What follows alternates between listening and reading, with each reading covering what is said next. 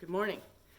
I wanted to mention some things about frozen water tubs.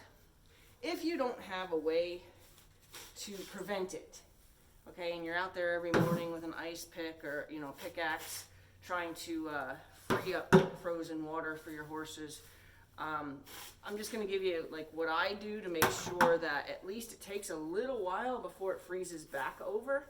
Like if you don't have the option to plug in something, or those scare me anyway, those water tub heaters, because you can look up, there are documented deaths for horses that have electrocuted themselves because there was a short in one of those things. So I don't know, I think that's just a risk I'm not willing to take, so I don't do those heaters. Not even in my barn, but it's not necessary in my barn. My barn stays warm enough, my buckets don't freeze. But if for some reason you have to go out and break your ice every day, the easiest way there's two things that I would suggest. The easiest way to prevent it from refreezing really quickly, like as you turn your back from just breaking it, is make sure you take a couple, hearty chunks. Break it up with your pickaxe, but plan to take a couple really hearty chunks of the ice out of the water tub. You don't want to take too many because obviously you're taking your water away as well. You're reducing the height of what water's in there, and if it was warm enough that maybe you could have gotten a little bit of a thaw on your ice, you just eliminated some of that water for them.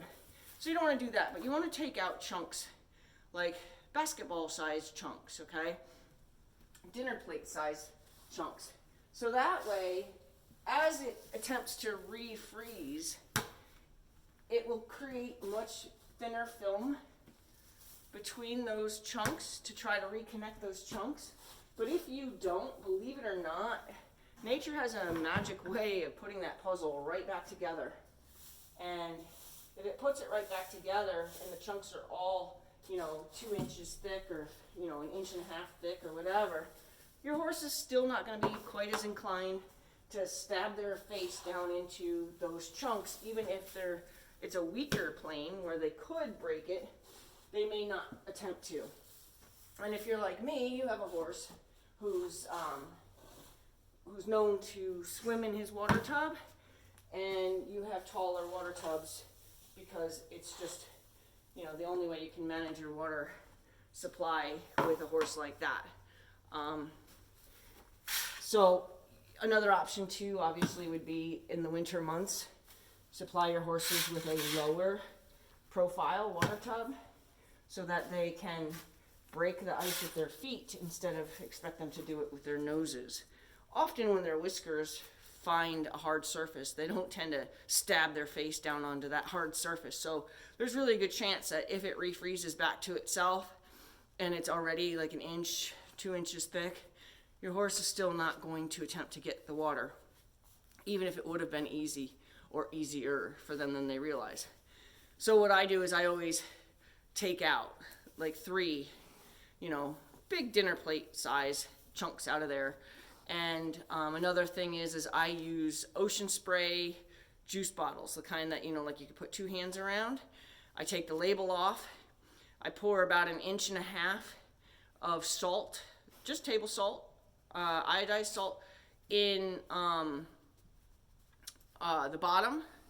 And then I fill it like halfway. You have to leave air so it still floats, but you fill the water halfway so it has some weight to it so it stays actually in the water, because if it doesn't float clearly, it's going to just bounce on the top of the ice, or your horse is going to play with it. Now, my horses, I'm not saying that this is something that your horses won't attempt to play with, but it's really one of those toys that, last Christmas morning. You know what I mean? It really doesn't become like a regular problem with them playing with it. You might have to put it back in once or twice before they finally realize that wasn't a fun game anyway.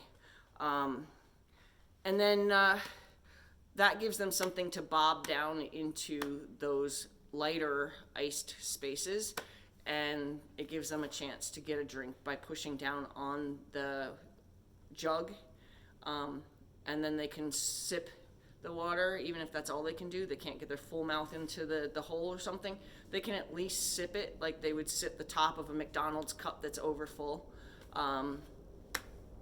Yeah, so that's my water, winter water suggestions. I don't plug in my heaters, and I mean, I don't plug in heaters to my water.